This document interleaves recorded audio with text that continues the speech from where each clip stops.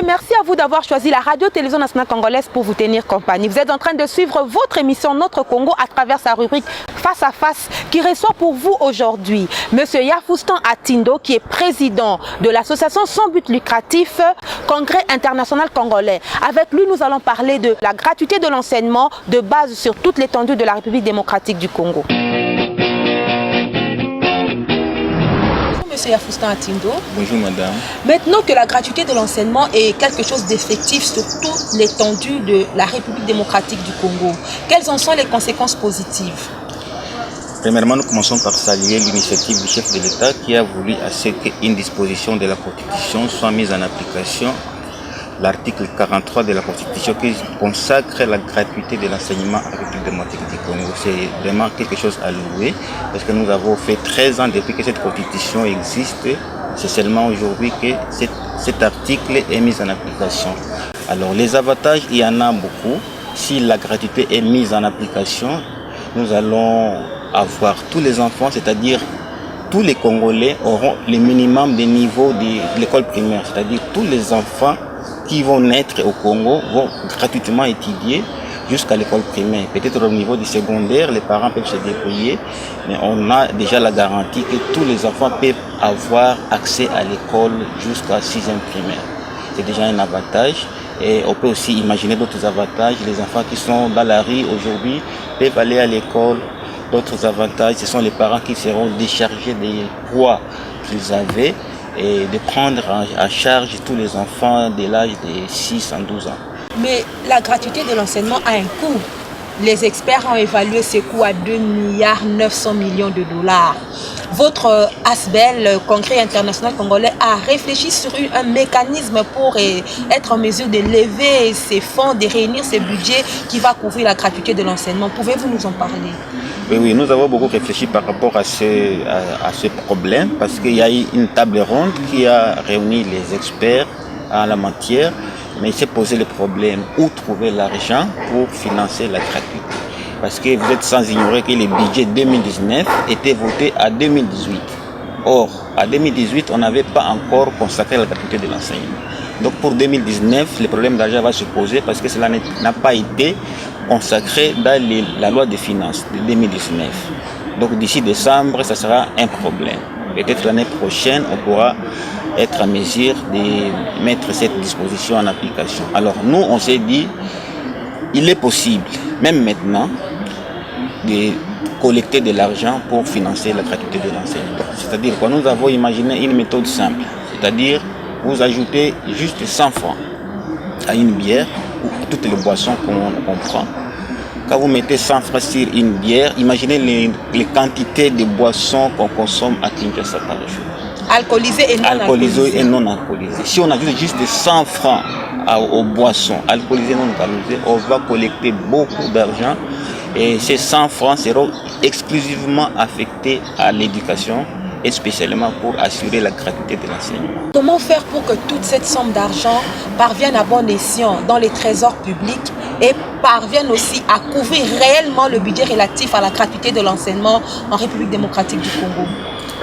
C'est ça le nœud du problème. Nous sommes tombés sur quelques statistiques des entreprises brassicoles. Nous avons évalué la quantité de boissons qu'ils vendent par jour. Et c'est énorme. Maintenant, le problème se pose. Comment collecter cet argent? Et nous, on a pensé qu'il faut collecter cet argent à la source. Il ne faut pas déranger les consommateurs, il faut aller à la production. C'est-à-dire que ce sont les entreprises brassicoles qui vont rassembler cet argent et ils pourront affecter cette somme.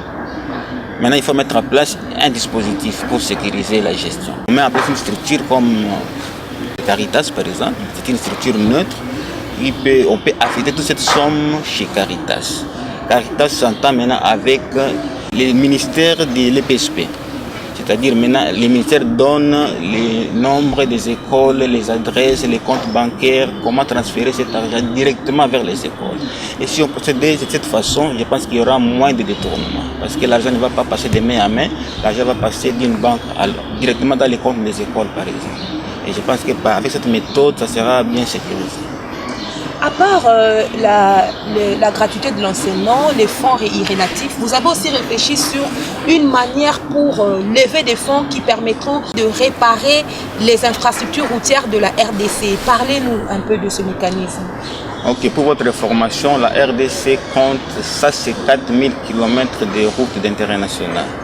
Et sur les 4000 km de routes d'intérêt national, il y a moins de 6000 km qui sont asphaltés, c'est-à-dire moins de 4%. Donc nous avons encore 96% des routes qui ne sont pas asphaltées. Et ça dérange, si vous allez à province, la circulation est très problématique. Alors nous nous sommes dit, il est possible de résoudre ces problèmes. Comment faire? On procède aussi par la même méthode de 100 francs, c'est-à-dire on ajoute 100 francs au litre de carburant. Nous avons pris l'exemple de Kinshasa. En 2017, le gouverneur Kimbuta nous a informé que la ville de Kinshasa comptait 400 000 véhicules. Nous prenons la moyenne de 10 litres de véhicules, 10 litres consommés par véhicule par jour. Si on prend 10 litres par véhicule par jour, ça fait 1000 francs. Si on met 100 francs sur chaque litre, 10 litres, ça fait 1000 francs. Multipliez maintenant les 1000 francs par 400 000 véhicules qui circulent chaque jour dans la ville de Kinshasa. Vous vous rendez compte que c'est un chiffre énorme aussi. Donc avec ça, on peut faire, on a passé du temps, on peut faire des exercices, on calcule combien par jour on peut produire, combien de milliers de dollars par jour, et ces montants pouvaient aider directement à asphalter les routes. Selon nos calculs, à une année, on peut réunir 70 millions de dollars avec 100 francs sur 1 litre de carburant. Si on allait dans les détails, 70 millions de dollars, c'est environ 70 km. Parce que la Banque mondiale estime à 1 million pour asphalter 1 km. Donc chaque année, Kinshasa sera en mesure d'asphalter 70 km de route. Vous imaginez, en 5 ans, Kinshasa peut asphalter 354 km de route. Toutes nos routes seront asphaltées.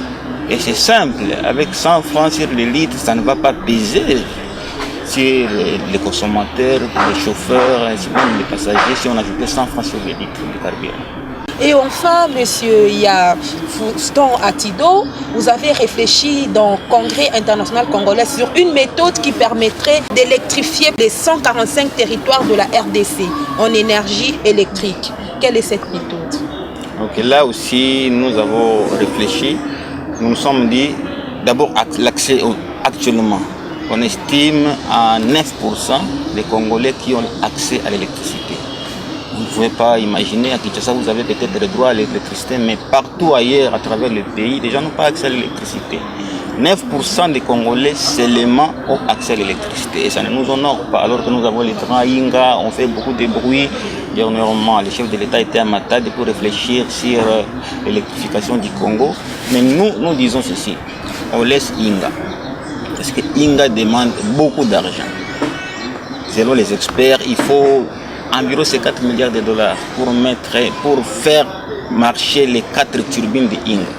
Et puis, ceux qui vont mettre leur argent pour financer Inga, ils ont aussi leur intérêt. Nous disons, trouvons des solutions congolaises pour des problèmes congolais. Dans chaque territoire du Congo, nous avons une rivière. Alors, les experts, il y a des études qui ont été faites, on a estimé à 3 millions de dollars les montants nécessaires pour construire un barrage hydroélectrique, un micro-barrage hydroélectrique qui peut alimenter un territoire. Nous avons 145 territoires. C'est simple, vous prenez 3 millions, vous multipliez par 145. Ça fait 435 millions de dollars. Est-ce que le Congo n'est pas en mesure de mobiliser 435 millions de dollars?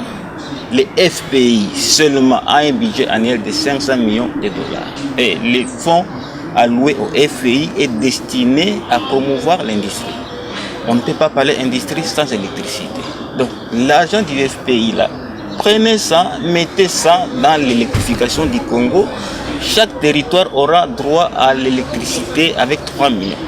Les documents existent, avec le temps, on pourra mettre les documents à la disposition de ceux qui en ont besoin. C'est simple.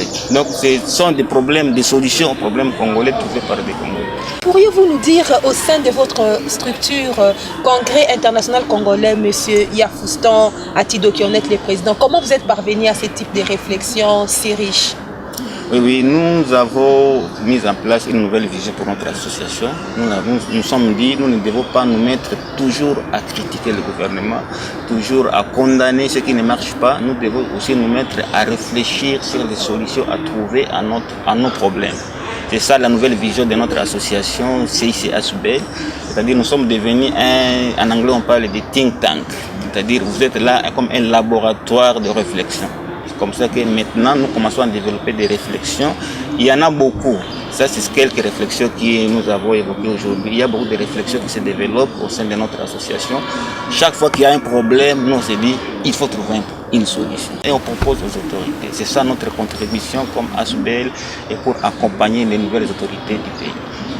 Merci beaucoup. Je rappelle, fidèles téléspectateurs, que nous recevions pour vous M. Yafoustan Atindo, président de l'ASBEL, Congrès international congolais. Et nous remercions cet espace Ngindou qui nous a offert ce cadre où vous aviez suivi votre rubrique plutôt face à face à travers l'émission Notre Congo. Nous vous disons à la prochaine.